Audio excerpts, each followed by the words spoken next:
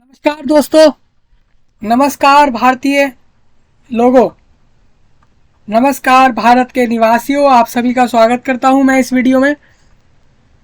साथियों, इस वीडियो में हमारी बात होगी आपकी बैंकिंग सेक्टर के अंदर एक जॉब के बारे में, जो कि राजस्थान पूरे राज्य भर के अंदर आपकी ये जॉब निकाली गई है, जिसको मैं इस वीडियो में डिस्कस करूंगा।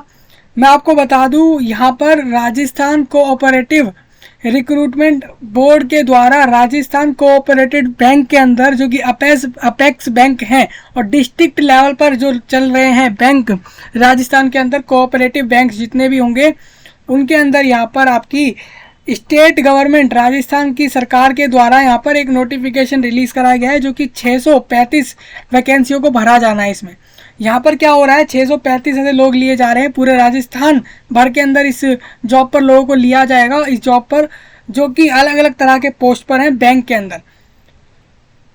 तो हम उसी से रिलेटेड इस वीडियो में बात करने वाले हैं। यहाँ पर आपकी कौन कौन सी ऐसी पोस्ट है जिसके अंदर राजस्थान के कोऑपरेटिव बैंक के अंदर यहाँ पर 635 पोस्टों पर नई वैकेंसी निकाली गई है, नई भर्ती या नया नोटिफिकेशन निकाला गया है।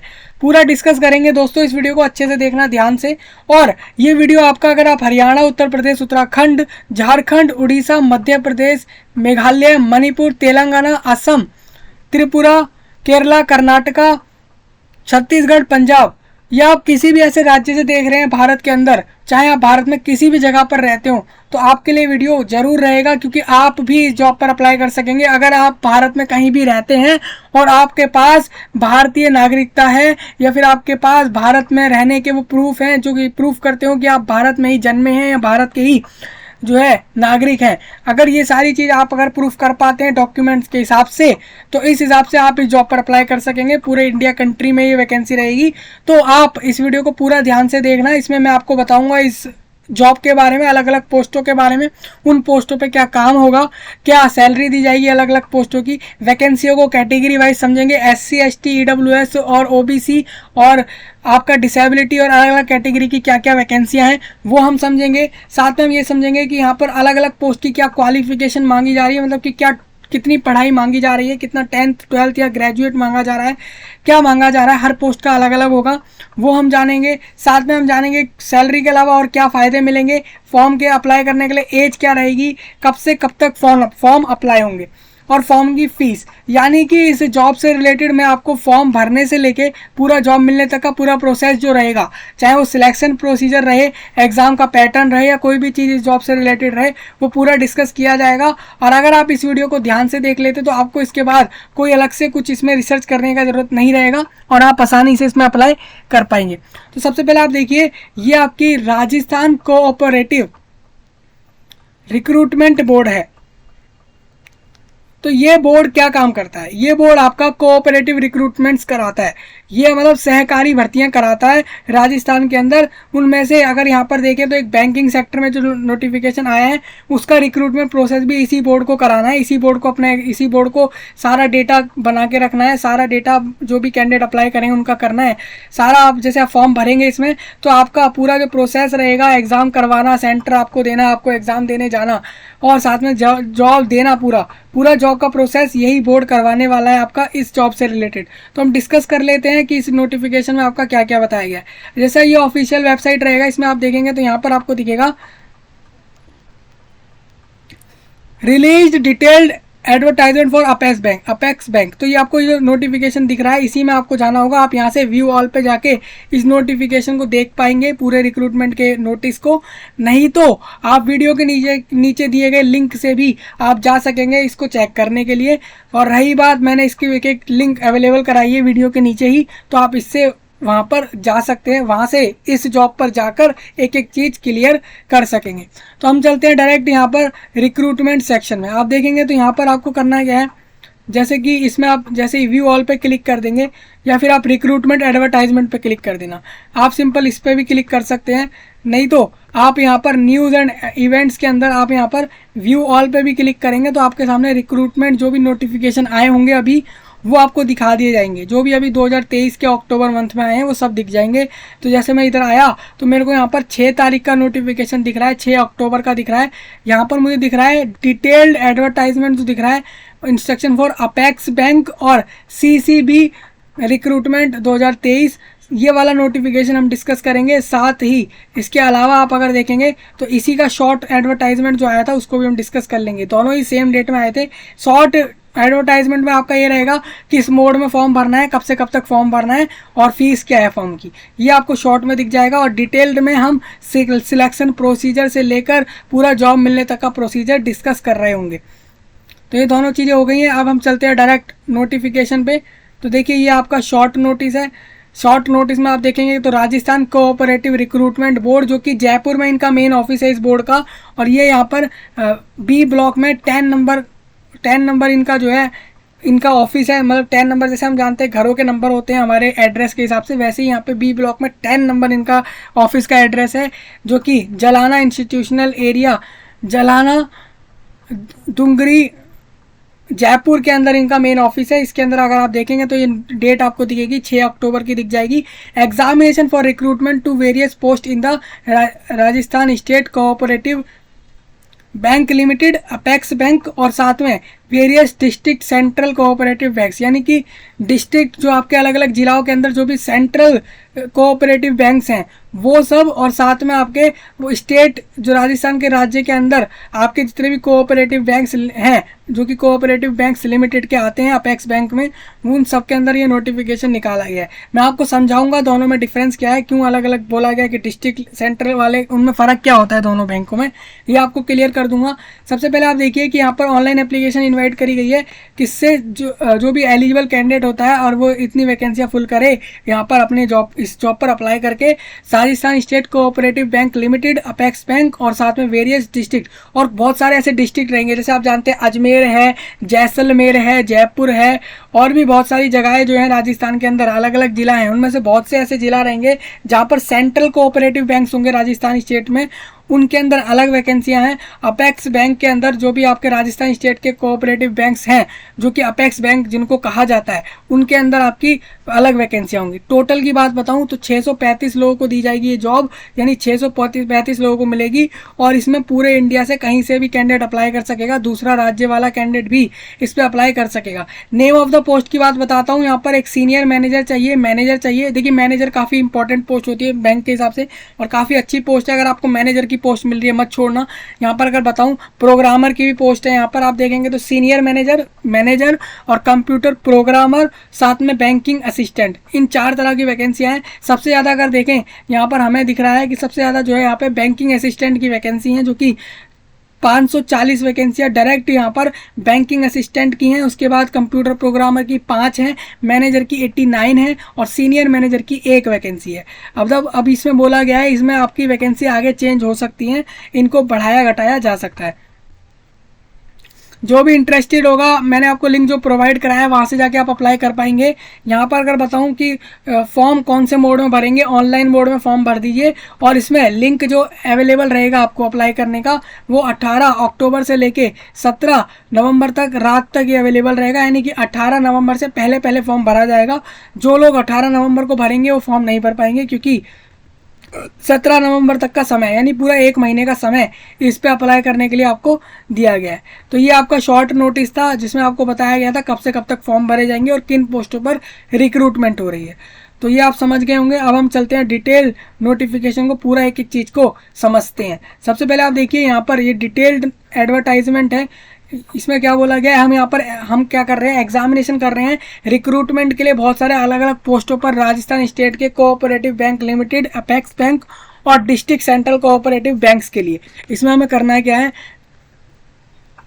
यहाँ पर जो भी इनवाइट करे जा रहे हैं application citizen of India for recruitment, ये इतनी पोस्ट आपकी दी गई हैं इन बैंक के अंदर। तो यानी ये सारे बैंक आपके ये जितने भी ब्रांच आपके बोले जा रहे हैं, जितने भी बैंकों का नाम लिए जा रहे हैं, जैसे कि अपेक्स बैंक और ये जो दूसरे आपके डिस्ट्रिक्ट वाले कोऑपरेटिव बैंक्स हैं, ये सारे राजस्थान में जितने भी आपके होंगे उन सब में के अंदर आपकी रिक्रूटमेंट होगी। हर एक ऑफिस में आपको हर एक ब्रांच में एक ना एक रिक्रूटमेंट पक्का यहाँ पर मिलेगी ही, किसी ना किसी पोस्ट पर जो कि निकाली गई है।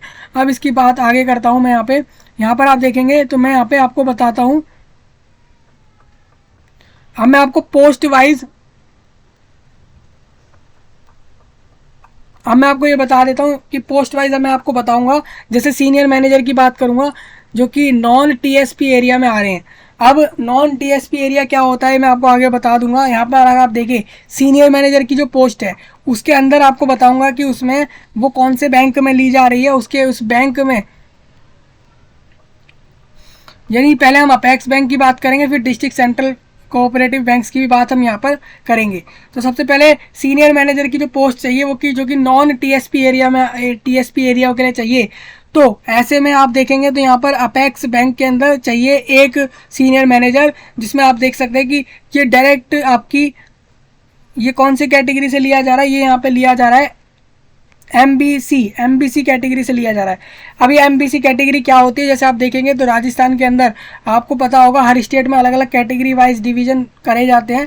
जैसे अगर बताऊं यहाँ पर तो यहाँ पर राजस्थान में ईडब्ल्यूएस कैटेगरी है, साथ में जनरल कैटेगरी जो रिजर्वेशन कैटेगरी में नहीं आ रहे हैं वो लोग, फिर उसके बाद एससी यानी अनुसूचित जाति जनजाति, बीसी यानी बैकवर्ड कास्ट और एमबीसी, ये आपकी जो है इतनी तरह की कैटेगरियां हैं जिसमें आपको बताया गया है। यहाँ पे एक वैकेंसी सीनियर मैनेजर की चाहिए जो कि नॉन टीएसपी एरिया में चाहिए, और इसके अंदर भी एमबीसी वाले कैटेगरी वाले कैंडिडेट में इनको मेल या फीमेल कोई भी कैंडिडेट इस पर जॉब ले सकता है।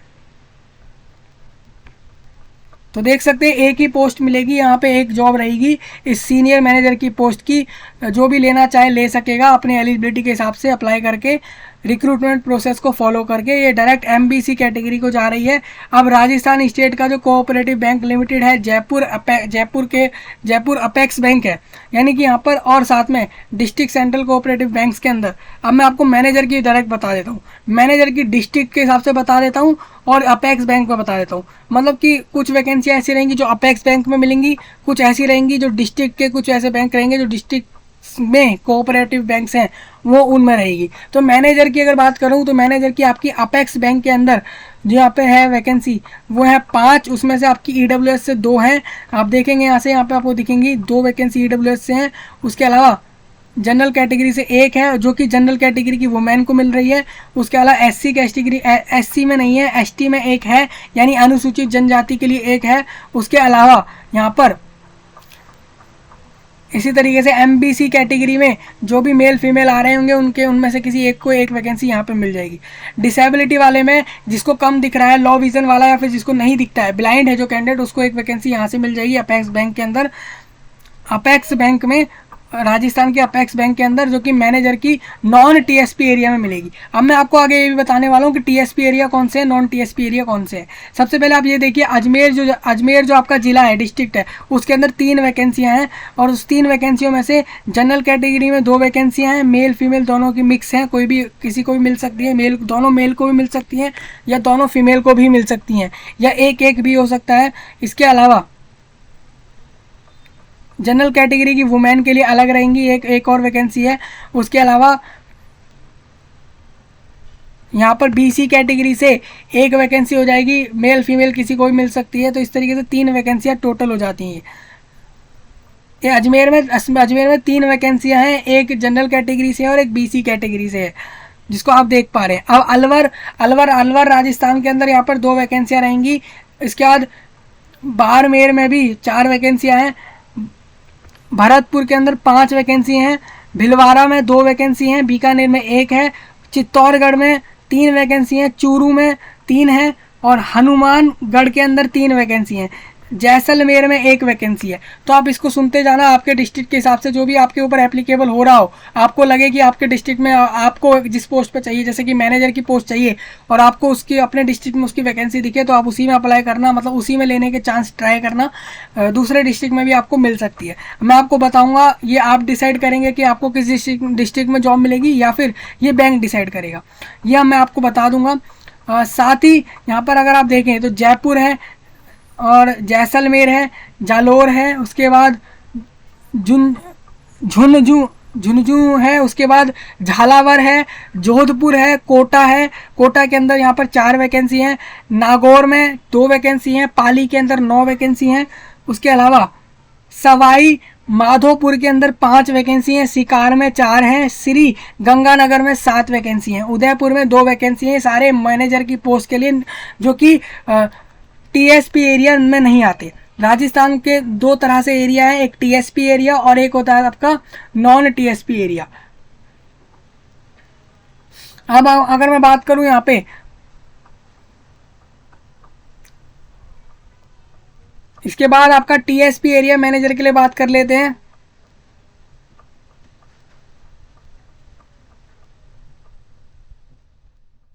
अब यहाँ पर जो आपका टीएसपी एरिया है, तो टीएसपी एरिया के अंदर मैनेजर की जो पोस्ट है उसके अंदर वैकेंसी की बताऊं तो यहाँ पे भंसवाड़ा के अंदर 3 वैकेंसी हैं और डूंगरपुर के अंदर भी यहाँ पे 4 वैकेंसी है। दोनों मैनेजर के लिए रहेंगी, दोनों जगहों पे, दोनों अलग अलग आपके जिला हैं, अलग अलग जगहें हैं राजस्थान के अंदर। इस पूरे इस एरिया के अंदर 7 वैकेंसी आपको टोटल दिखेंगी, कैटेगरी वाइज आप समझ लेंगे। इसके बाद मैनेजर की यहाँ पर पोस्ट के लिए बरन सहारिया जगह है, बरन सहारिया के अंदर 1 वैकेंसी रहेगी। फिर computer programmer non TSP area के अंदर 5 वैकेंसी हैं, जिसमें अजमेर, अलवर, पाली और सिरोही और टोंक ये जगहें आ रही हैं। ये सारी जगह राजस्थान के अंदर है, आपको पता होगा आप अगर इस जगह से आते हैं तो। नॉन टीएसपी एरिया में आप देखेंगे बैंकिंग असिस्टेंट की जो वैकेंसी है ये आपका काफ़ी इंपॉर्टेंट है, क्योंकि यहाँ पर अगर आपको कोई पोस्ट समझ नहीं आ रही कौन सी पे अप्लाई करें, एलिजिबिलिटी के हिसाब से अगर आप बैंकिंग असिस्टेंट पे अप्लाई करेंगे तो चांसेस काफ़ी ज़्यादा होंगे जॉब मिलने के, क्योंकि वैकेंसियाँ काफ़ी ज़्यादा इसी पोस्ट पर है। अब अपेक्स बैंक में आप देखेंगे बैंकिंग असिस्टेंट के लिए नॉन टीएसपी एरिया में 22 वैकेंसी हैं, अजमेर में 18 हैं, अलवर में 13 हैं, बाड़मेर में 38 है, भरतपुर में 24 हैं। इस तरीके से आपको देखनी है अपने डिस्ट्रिक्ट वाइज। सेम डिसेबिलिटी वालों को मत भूलना, उनको भी देखते रहना भाई यहाँ पे उनकी क्या वैकेंसी है, क्योंकि डिसेबिलिटी वालों के लिए डिसेबिलिटी की अलग दी जाती है कि उनको मिलेगी वैकेंसी, उनके जिला में नहीं मिलेगी। जिन जिलों में उनका नाम नहीं होगा तो उस जिला में उनको वैकेंसी नहीं मिल पाएगी। अब ऐसे लोग होंगे जो डिसेबिलिटी में आ रहे हैं और उनके जिला की वैकेंसी नहीं है तो वो दूसरे जिला की वैकेंसी को ले सकेंगे, क्योंकि ये पूरी ऑल इंडिया में कहीं से भी अप्लाई कर सकेंगे। ये यहाँ पर मैं बताया आपको, शुरू में ही बता दिया ये चीज़। अब इसके बाद आप यहाँ पे अगर आप देखेंगे तो non TSP area banking assistant के हिसाब से जो है 494 वैकेंसियाँ जो है डायरेक्ट बैंकिंग असिस्टेंट के नॉन टीएसपी एरिया को जा रही है। टीएसपी एरिया में सिर्फ 35 वैकेंसी हैं, जिसमें आपका भंसवाड़ा और डूंगरपुर आते हैं। डूंगरपुर और भंसवाड़ा ऐसी दो जगहें हैं राजस्थान के अंदर जो कि टीएसपी एरिया में आती हैं, और टीएसपी एरिया के हिसाब से बैंकिंग असिस्टेंट की ये यहाँ पे आपकी टोटल वैकेंसी 35 हो जाएंगी। कैटेगरी वाइज आप देख सकेंगे। और बरहन सहारिया ये भी जगह है, इसमें भी वैकेंसी लिखी गई है। अब ये पोस्ट जो है आपकी ये बढ़ घट सकती है। आप अगर बात करें पे स्केल की, वो आपको बता दिया जाएगा क्या रहेगा। अब ये जो मैंने आपको पोस्ट बताई है इसमें अगर आप देखेंगे ईडब्ल्यूएस का मतलब इकोनॉमिकली वीकर सेक्शन होगा, और यहाँ पर एससी मतलब स्केड्यूल कास्ट, अनुसूचित जाति जनजाति, बैकवर्ड कास्ट, एमबीसी मतलब हो जाएगा मोर बैकवर्ड क्लास, और डिसेबिलिटी के लिए यहाँ पे पर्सन विद डिसेबिलिटी पीडब्ल्यूडी लिखा जाता है। बाकी आप यहाँ से सारा देख पा रहे होंगे, यहाँ पे आपको बताया गया है 4th पॉइंट में आप इस चीज़ को देख सकते हैं, यहाँ पे एब्रीविएशन बताए गए हैं। अब कैंडिडेट को ये बता दूं अप्लाई कैसे करना है, जो लिंक दिया है वहाँ से जाके रजिस्ट्रेशन कर लेना। आप यहाँ पर आपके राजस्थान के रिक्रूटमेंट बोर्ड के वेबसाइट पर जाकर आप डायरेक्ट रजिस्ट्रेशन करना। उसके लिए मोबाइल नंबर ईमेल आईडी की ज़रूरत होगी, उससे आप अपना नाम, जेंडर और फादर नेम और अपनी एज ये कुछ कॉमन डिटेल्स डालकर रजिस्ट्रेशन कर लेंगे। उसमें आप पासवर्ड अपना क्रिएट कर लेंगे, आपको एक रजिस्ट्रेशन आईडी और पासवर्ड मिल जाएगा। फिर उसको लॉगिन करके फॉर्म भरने की तरफ जाना, उसमें आप पोस्ट सिलेक्ट करना कि कौन से पोस्ट पर अप्लाई कर रहे हैं। सपोज मानिए आप बैंकिंग असिस्टेंट पर अप्लाई करेंगे, वो सिलेक्ट करना। फिर उसके बाद आप ये सिलेक्ट करना कि नॉन टीएसपी या टीएसपी एरिया वाले में। आप ये सिलेक्ट करने के बाद उसमें अपनी क्वालिफिकेशंस के हिसाब से अपनी मार्कशीट्स, डिग्री को अपलोड करना। मैं अभी क्वालिफिकेशंस आगे बताऊँगा। वो अपलोड करने के बाद आप उसके बाद अपनी फ़ोटो साइन अपलोड कर देना, फॉर्म का फ़ीस पे करना, उसका बाद उसको सबमिट करके उसका प्रिंट लेना। फॉर्म का फ़ीस आप debit card, credit card, net banking, UPI, Bhim, Google पे या फिर पेटीएम या कोई भी ऐसी ऑनलाइन जो भी फैसिलिटी दी जाती है पेमेंट के लिए, उसमें से आप किसी से भी कर सकेंगे। बाकी आप ये पूरा पॉइंट भी रीड कर सकते हैं, ये पूरा यहाँ पे आपको दिया गया है।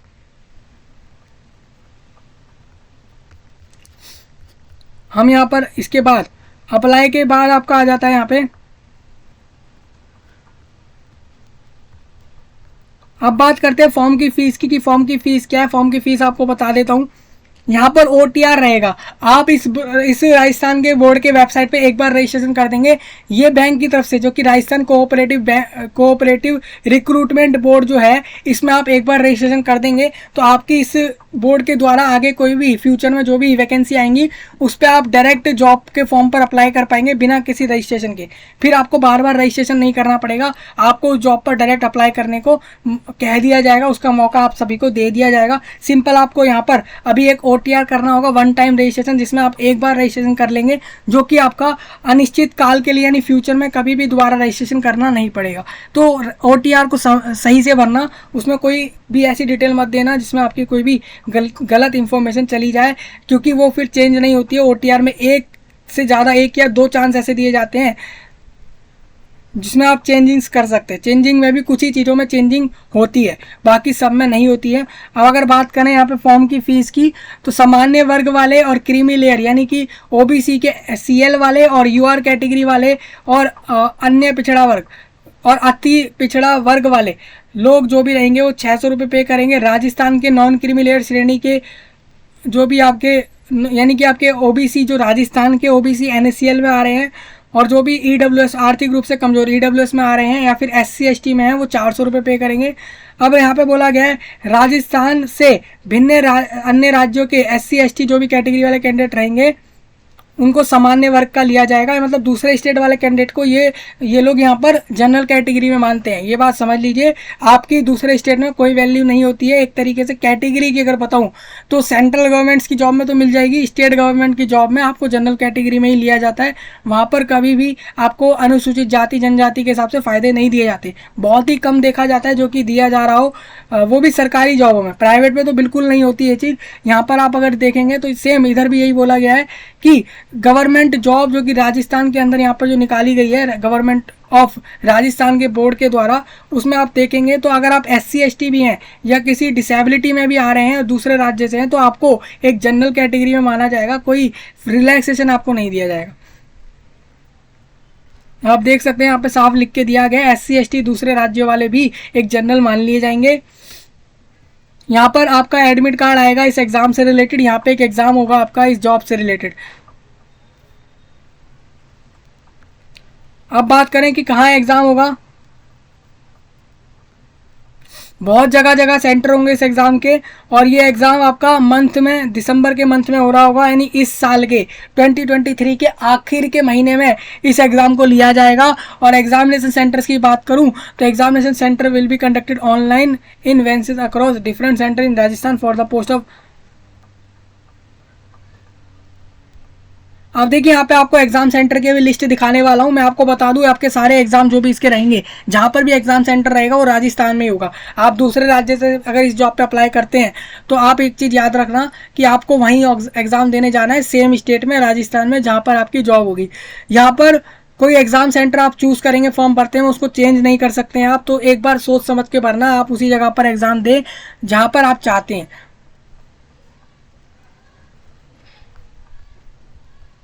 फॉर्म की डेट मैंने आपको बता दी थी, फॉर्म की डेट दोबारा बताई गई है। एग्ज़ाम की बताऊं तो एग्ज़ाम यहाँ पर ऑनलाइन में लिया जाएगा, एग्ज़ाम यहाँ पर चारों पोस्टों के लिए।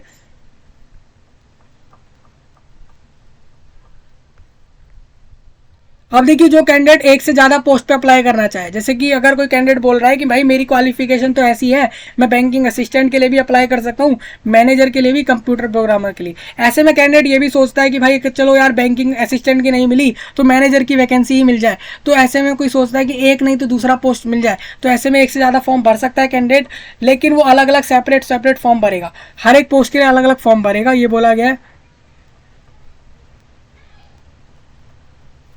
ये आपको कह दिया गया अगर कोई ऐसा कैंडिडेट है, ऐसे लोग हैं जो इंडिया में कहीं से भी जॉब को अप्लाई करते हैं और वो लोग अगर इसमें एक से ज़्यादा पोस्ट पे अप्लाई करना चाहते हैं तो वो अप्लाई कर सकते हैं, चारों के चारों पोस्ट पे भी आप अप्लाई कर सकते हैं। यहाँ पर एग्ज़ाम आपका मल्टीपल चॉइस रहेगा, MCQ रहेगा। जिसमें आपको ऑप्शंस मिलेंगे, करेक्ट वाले ऑप्शन को टिक करना होगा। सीनियर मैनेजर और मैनेजर की पोस्ट के लिए English, quantitative aptitude, reasoning, general knowledge of Rajasthan, मतलब राजस्थान के बारे में कुछ जनरल नॉलेज, उसके अलावा computer knowledge, accountancy, Rajasthan cooperative act 2001 और रूल 2003 को आपको अच्छे से पढ़ना है। कोऑपरेटिव स्ट्रक्चर पढ़ना है आपको राजस्थान का। ये सब आपका 5-7 तरह के ऐसे सब्जेक्ट आएंगे। क्वेश्चंस की बात करूँ तो इंग्लिश में 25 क्वेश्चन 25 मार्क्स के आएंगे, क्वांटिटेटिव एप्टीट्यूड में 25 क्वेश्चन 25 मार्क्स, रीजनिंग में भी 25 क्वेश्चन 25 मार्क्स। तो आप इस तरीके से देखेंगे हर क्वेश्चन आपका 1-1 मार्क्स का रहेगा। टोटल 200 क्वेश्चन 200 नंबर के रहेंगे। 120 मिनट आपको समय दिया जाएगा। कंप्यूटर प्रोग्राम की बात करूं, कंप्यूटर प्रोग्रामर में इंग्लिश, न्यूमेरिकल एबिलिटी, रीजनिंग और राजस्थान की जनरल नॉलेज और प्रोफेशनल नॉलेज आपकी जो कंप्यूटर प्रोग्रामर में है वो भी आपकी टेस्ट करी जाएगी। टोटल यहाँ पर भी सेम उतने ही क्वेश्चन आएंगे, उतना ही समय मिलेगा, उतना ही मार्क्स का होगा।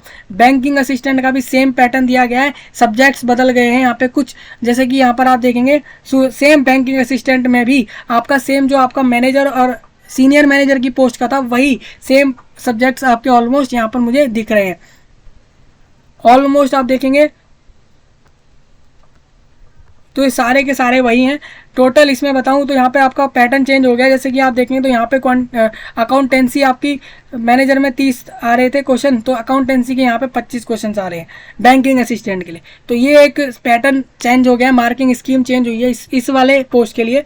अगर बात करूँ तो 120 मिनट 2 घंटे का समय मिलेगा। सिलेबस की बात करें तो इंग्लिश आपकी सेकेंडरी या फिर माध्यमिक लेवल की रहेगी, यानी 12th लेवल की। क्वांटिटेटिव एप्टीट्यूड की बात करूँ तो ये आपका all India nationalised bank officer और क्लरिकल लेवल एग्जाम जो भी आपके होते हैं इसके बारे में आप सर्च करना, मतलब कि जो भी पूरे इंडिया में नेशनल के हिसाब से वो बैंक ऑफिसर्स की जॉब होती हैं उनके हिसाब से ये क्वांटिटेटिव एप्टीट्यूड का लेवल डिसाइड होगा कि वो कितना कठिन होगा। अगर आपने इस लेवल का स्टडी कर लिया इस सिलेबस को तो आप इस सेक्शन को आराम से निकाल लेंगे। रीजनिंग की बताऊं तो all India nationalised bank officer के लेवल का रहेगा। न्यूमेरिकल एबिलिटी भी सेम, और जनरल नॉलेज ऑफ राजस्थान जो रहेगी आपकी वो आपकी awareness about major economic, social और political, geographical, culture, literacy, scientific aspect of importance and current developments in Rajasthan, आपको ये सब आएंगे इस सब्जेक्ट में। कंप्यूटर नॉलेज में आपका आएगा जैसे कि MS ऑफिस आ जाएगा जिसमें आपका वर्ड भी आता है, एक्सेल आता है, पावर पॉइंट आते हैं। उसके अलावा ओपन करना फाइल को कैसे बनाते हैं, PPT कैसे बनाई जाती है, ये सारी चीज़ें, हार्डवेयर सॉफ्टवेयर की नॉलेज होना, ये सब आएगा। अकाउंटेंसी में सिलेबस ऑफ पास का कोर्स स्टैंडर्ड, मतलब कि अकाउंटेंसी में जो सिलेबस रहेगा आपका, वो जो क्वालिफिकेशन उस पोस्ट के लिए मांगा गया है, जैसे डिग्री मांगी गई है तो अगर वो डिग्री के लेवल तक की अकाउंटेंसी रहेगी तो ये आपका समझ सकते हैं इस तरीके से पूरा प्रोसेस। ये नोट में कुछ पॉइंट है, कोई कैंडिडेट चाहे तो इसको रीड कर सकता है। अभी मैं सैलरी आगे बताने वाला हूँ इन पोस्टों की। सीनियर मैनेजर की बात करें तो सीनियर मैनेजर का MBA डिग्री होना चाहिए किसी भी यूनिवर्सिटी से बाय लॉ इन इंडिया के लॉ के हिसाब से। अगर उसने MBA डिग्री में करा है, MBA का डिग्री करा है साथ में, या फिर उसने 2 साल का पोस्ट ग्रेजुएशन डिप्लोमा करा है जो कि आपने बिजनेस मैनेजमेंट में करा हो विद ग्रेजुएशन के साथ, मतलब ग्रेजुएशन कंप्लीट करा है इन एनी सब्जेक्ट, किसी भी सब्जेक्ट में। अगर आपने स्टेट गवर्नमेंट या फिर सेंट्रल गवर्नमेंट किसी भी इंस्टीट्यूट से अगर आपने ग्रेजुएशन कंप्लीट करा है बिजनेस में, और आपने साथ में पोस्ट ग्रेजुएशन करा है, पोस्ट ग्रेजुएशन डिप्लोमा करा है बिजनेस मैनेजमेंट में, तो आप सीनियर मैनेजर की पोस्ट के लिए अप्लाई कर पाएंगे। यहाँ पर कंप्यूटर की नॉलेज कंपलसरी रखी गई है। मैनेजर की पोस्ट के लिए ग्रेजुएट होना जरूरी है। किसी भी फील्ड में ग्रेजुएट हो सकते हैं आप मैनेजर की पोस्ट में अप्लाई करने के लिए। एक रिकॉग्नाइज्ड बाय गवर्नमेंट के हिसाब से कोई भी इंस्टीट्यूट हो सकता है, और यहाँ पर भी कंप्यूटर की नॉलेज चाहिए होगी। अब कंप्यूटर प्रोग्रामर के लिए BTech BE जैसी फील्ड, जैसे कि BTech अगर आपने कंप्यूटर साइंस में IT इलेक्ट्रॉनिक्स एंड टेलीकम्युनिकेशन या फिर कम्युनिकेशन या फिर इंस्ट्रूमेंटेशन के अंदर अगर आपने BTech या BE करा है, यानी बैचलर ऑफ टेक्नोलॉजी जैसी चीज़ें करी हैं, या फिर आपने master of computer of applications करे हैं, MSc करा है कंप्यूटर साइंस में, या फिर MSc IT करा है, तो आप इसमें अप्लाई कर सकेंगे। या फिर अगर आपने पोस्ट ग्रेजुएट डिप्लोमा करा कंप्यूटर एप्लीकेशन के अंदर जिसको PGDCA बोला जाता है विद MSc करी, और साथ में आपने ये चीज़ करी 1 साल की, तो भी आप अप्लाई कर सकते हैं। तो आपको यहाँ पे दिया गया है और आपको दे रखे हैं, मतलब कि आप पहला क्वालिफाई नहीं करते तो दूसरी चीज़ भी आप देख सकते हैं, अलग अलग चीज़ें दी गई हैं। एक्सपीरियंस की बात करूँ तो 1 साल का एक्सपीरियंस जो है पोस्ट क्वालिफिकेशन एक्सपीरियंस मांगा जाएगा। in software development, implementation and operation in addition to the above educational qualifications from any recognized of repute, deep knowledge of networking and relational database management system की आपको ज़रूरी रहेगी। यानी जिसको भी रिलेशनल डेटाबेस मैनेजमेंट सिस्टम आते हैं वो ज़रूरी कंपलसरी नॉलेज रखी गई है। 1 साल का आपका एक्सपीरियंस रखा गया है कंप्यूटर प्रोग्रामर के लिए। अगर आप इस जॉब पर अप्लाई करेंगे तो 1 साल का एक्सपीरियंस आपका रहे। किसी भी जगह पे आपने किसी भी कंपनी में अगर आपने करा है ये चीज़ 1 साल का एक्सपीरियंस तो वो काफ़ी इंपॉर्टेंट हो जाता है। बैंकिंग असिस्टेंट के लिए ग्रेजुएट लिया जा रहा है किसी भी यूनिवर्सिटी से, किसी भी फील्ड में बैंकिंग असिस्टेंट के लिए कोई सा भी ग्रेजुएट चल जाएगा। BCA, BTech, BE, BSc, BCom, BA, BBA, कोई भी बैचलर वाले अप्लाई कर सकेंगे। इसमें ग्रेजुएट सारे अप्लाई कर सकेंगे।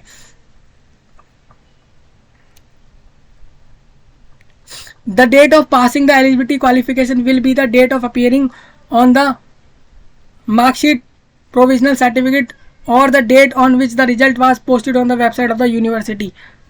मतलब आपके रिजल्ट सारे आ गए हों। अब जैसे कुछ कैंडिडेट ऐसे होंगे जो फाइनल ईयर में होंगे,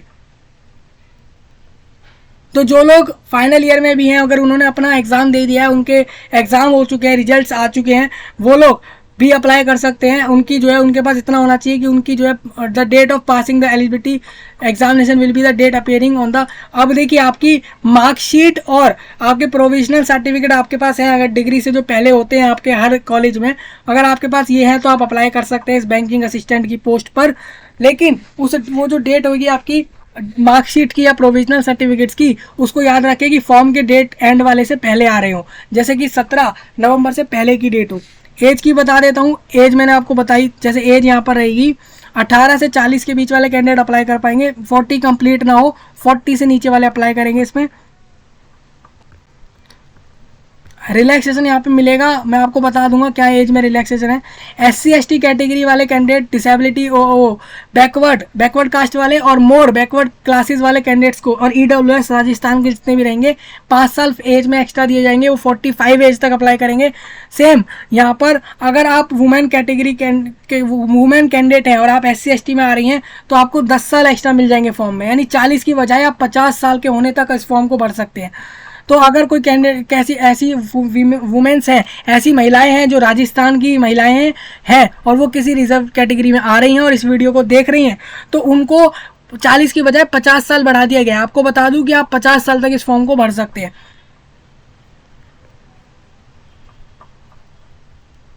यहाँ पर कोई भी विडो और डाइवर्सी मतलब ऐसी महिलाएं जो तलाकशुदा हो या फिर विडो हो या विधवा हो, वो उनको अपर एज में कोई फ़ायदा नहीं दिया जा रहा है, लेकिन वो भी अप्लाई कर सकते हैं 40 ईयर्स तक उनके अपनी एज के हिसाब से। बाकी ये कुछ पॉइंट है, इसको डिस्कस नहीं करेंगे यहाँ पे।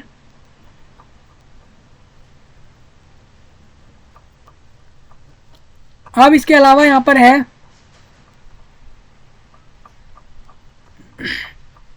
ये TSP जो एरिया है, TSP कैटेगरी कैंडिडेट जो भी रहेंगे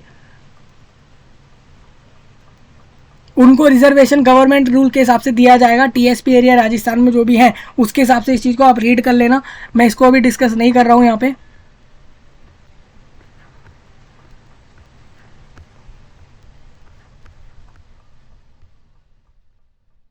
आप ये चीज़ याद रखना, अगर आपके पास कैटेगरी सर्टिफिकेट नहीं है लेकिन आपको अपनी कैटेगरी पता है कि आप SC हैं, ST हैं, OBC हैं या फिर कौन सी कैटेगरीज हैं, तो सर्टिफिकेट रेडी करके रखना। फॉर्म के समय पे आप इसको अपलोड करना अगर वहाँ पे मांगा जाएगा। ये चीज़ याद रखना, आप कैटेगरी सर्टिफिकेट वहाँ पे अपलोड करेंगे अगर आप किसी कैटेगरी में आ रहे हैं। भले ही आपको फ़ायदा चाहिए नहीं चाहिए, मान लीजिए आपकी अपर एज भले ही पहुंची हो, मैक्सिमम पे नहीं पहुंची हो, और आप फिर भी उसमें कैटेगरी अपनी जो भी आपकी हो वो डालें, जिससे कि आगे फॉर्म के फीस में ही नहीं बल्कि आगे भी जॉब करते हुए फ़ायदे मिलते रहें। तो इस वजह से इस चीज़ को ज़रूर डालना।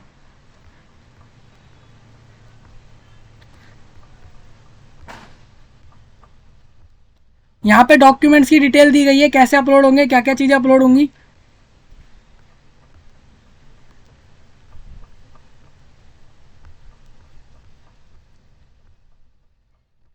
अब एग्ज़ाम सेंटर जो भी आपका होगा इस एग्ज़ाम का, उसमें आप ये सारे आइटम नहीं ले जा सकते। सिंपल बोला गया है कि आप वहाँ पर कोई प्रिंटेड और रिटर्न पेपर नहीं ले जा सकते, चिट नहीं ले जा सकते, पेंसिल बॉक्स जैसी चीज़ें नहीं ले जा सकते एग्ज़ाम के अंदर।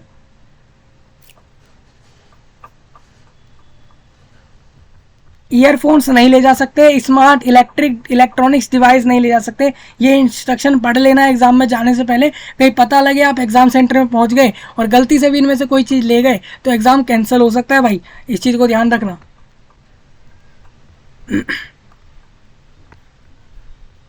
और एग्ज़ाम का जो प्रोसेस है उसको फॉलो कर लेना, बिना किसी को बताए एग्ज़ाम सेंटर को मत छोड़ के भाग जाना, या फिर आप कहीं ऐसा मत करना कि एग्ज़ाम प्रोसेस में कोई भी चीज़ चल रही है आप उसको मिसबिहेव मत करना बीच में। ये सारी चीज़ों को फॉलो करना, जैसा एग्ज़ाम करवाया जा रहा है उस चीज़ को फॉलो करते हुए चलना, तो आसानी से जॉब मिल जाएगी। नहीं तो जॉब भी जाएगी, साथ में एक्शन भी हो जाएगा। ये भी इस चीज़ को ध्यान रखना है, सारे पॉइंट यहाँ पर दिए गए हैं। अब बात करते हैं एग्जाम सेंटर की। तो एग्जाम सेंटर जो होगा ऑनलाइन एग्जाम रहेगा। यहाँ पर अजमेर, अलवर, बीकानेर, जयपुर, जोधपुर, कोटा, सीकर, श्री गंगानगर और उदयपुर, ये टोटल 9 ऐसी जगहें हैं, इन पे एग्जाम होगा। अब इन अजमेर के अंदर बहुत सारे अलग अलग सेंटर रहेंगे आपके, जहाँ पर एग्जाम में भेजा जाएगा, आपको एडमिट कार्ड पर लिख के दिया जाएगा इस जगह पर जाइए एग्जाम दीजिए। अलवर में, बीकानेर में, जयपुर में, मान लीजिए जयपुर में कोई जगह रहेगी तो वहाँ पर उसका सेंटर आपको दे दिया जाएगा। ये चारों पोस्टों का एग्जाम इन जगह पे होगा। आपको अपनी जो है प्रेफरेंस दे देनी है, यहाँ पर 2 से 3 सेंटर चूज करने हैं अपने फॉर्म अप्लाई करते हुए कि आप कहाँ एग्जाम देना चाहेंगे। अब बात करता हूँ मैं डायरेक्ट सैलरी की। मैं डायरेक्ट बिना किसी देरी के यहाँ पे सैलरी की बात करूँगा, काफ़ी लंबा वीडियो हो चुका है हमारा। यहाँ पर अगर बात करें तो सैलरी जो है और मंथली पे जो रहेगा वो क्या रहेगा, अपेक्स बैंक वालों का भी समझेंगे और वेरियस सेंट्रल कोऑपरेटिव, जितने भी सेंट्रल गवर्नमेंट्स के या फिर सेंट्रल कोऑपरेटिव बैंक्स हैं उसको भी हम समझेंगे कि उनकी सैलरी क्या है। तो सबसे पहले आप देखिए कि सेंट्रल कोऑपरेटिव बैंक जितने भी हैं उसके अंदर अगर आप देखेंगे अपेक्स बैंक आ रहा है, अजमेर और अगर जहाँ पर बैंक का नाम नहीं लिखा है, जैसे अपेक्स बैंक के अलावा आपको अलग अलग जगहों के नाम दिखेंगे, जैसे कि बंसवाड़ा, अलवर, अजमेर, बरन और बाड़मेर और भरतपुर, ये अलग अलग जगहें आपको दिखेंगी। तो ये डिस्ट्रिक्ट्स हैं, वैसे ये डिस्ट्रिक्ट्स है आपके राजस्थान में। तो अब आपको ऐसे समझना है, जहाँ पर बैंकों के नाम है तो वो तो आपको सिंपल समझ आ जाएगा कि वो बैंकों के अंदर उस पोस्ट पे कितनी सैलरी है। फिर आप डिस्ट्रिक्ट वाइज भी समझ पाएंगे। सिंपल अगर बताऊं, जो आपकी डिस्ट्रिक्ट वाली थी उनके ऊपर डायरेक्ट डिस्ट्रिक्टों के नाम दिए गए हैं, और जो कि आपकी डायरेक्ट कोऑपरेटिव बैंक्स में है पूरे, तो उसके लिए आपको डायरेक्ट बैंक के नाम दिए गए। तो central cooperative banks, apex bank जो है उसमें सीनियर मैनेजर में आपको 43,000, सीनियर मैनेजर को 43,830 रुपीज़ से लेके 94,900 रुपये तक, यानी कि 94,900 रुपीज़ तक दिए जाएंगे। आप कह सकते हैं कि आप अगर देखें सैलरी के अलावा बहुत सारे अलावेंस के साथ ये आपको 50,000 से ऊपर आपका पर मंथ लग जाएगा। इतना आपको आराम से फ़ायदा मिल रहा होगा अपेक्स बैंक के अंदर। अब कंप्यूटर प्रोग्रामर के अंदर अपेक्स बैंक में तो है नहीं, लेकिन अपेक्स बैंक को कंप्यूटर प्रोग्रामर चाहिए ही नहीं, मैनेजर चाहिए। तो मैनेजर अपेक्स बैंक को जो चाहिए तो उसमें आपको 34,090 रुपये से लेके 87,370 रुपये तक आपको दिए जा रहे हैं। बैंकिंग असिस्टेंट को 17,070 रुपये से लेके 80,230 रुपये दिए जाएंगे। मतलब आप कहें तो बैंकिंग असिस्टेंट को 20,000, मैनेजर को 35,000, कंप्यूटर प्रोग्रामर को बैंक अपेक्स बैंक नहीं ले रहे हैं। लेकिन सीनियर मैनेजर में अगर आप देखेंगे तो यहाँ पर इनको 43 से 45,000 रुपये कम से कम दिए जाएंगे पर मंथ के। बाकी फ़ायदों के हिसाब से अगर आप देखेंगे तो बहुत सारे अलावेंस भी मिल जाएंगे। अब बात करते हैं अजमेर में। अजमेर जिला के अंदर यहाँ पे 34,990 रुपये, 34,090 रुपये कंप्यूटर प्रोग्रामर को, सेम इतनी सैलरी मैनेजर को, और सेम बैंकिंग असिस्टेंट की वही सैलरी जो पहले दी गई थी। अलवर में भी आप देख लेंगे तो आप इस तरीके से अपनी जगहों को देखेंगे और देखेंगे कि आपके ज़िला में आपके पोस्ट पर क्या सैलरी दी जा रही है। सारे जगहों के नाम यहाँ दिए गए हैं।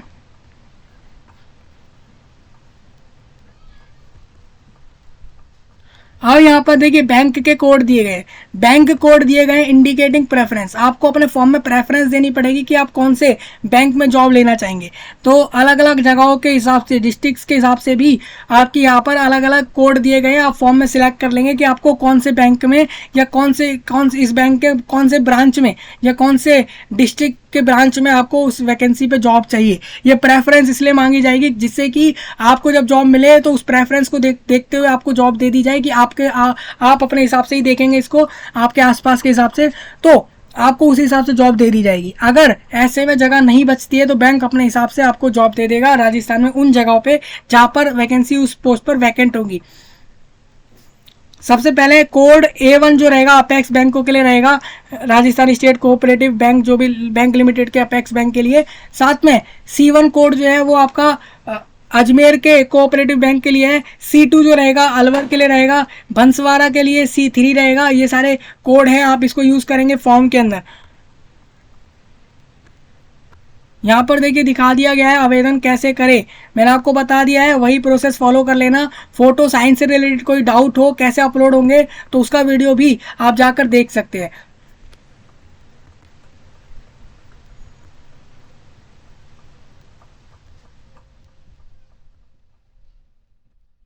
पूरा नोटिफिकेशन डिस्कस कर दिया है। अभी एप्लीकेशन लिंक आने में लगभग आपका 1 हफ्ते से ज़्यादा है, यानी ये आपका 18 अक्टूबर को लिंक प्रोवाइड होगा, जब राजस्थान कोऑपरेटिव रिक्रूटमेंट बोर्ड की तरफ से, तभी आपको प्रोवाइड कराया जाएगा।